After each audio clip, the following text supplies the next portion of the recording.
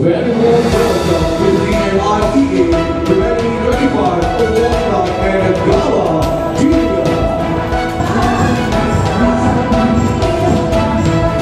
Ladies Satya Varma, Waya and Kemal, SC Steel Satya Varma.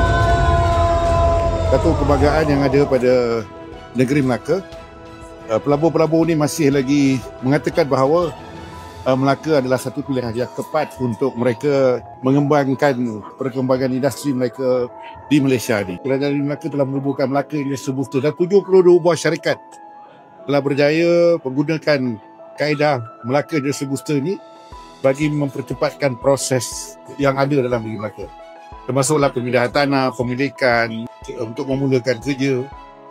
Semua telah digunakan sebaiknya untuk dapat memberikan sokongan kepada pelabur yang datang di bawah.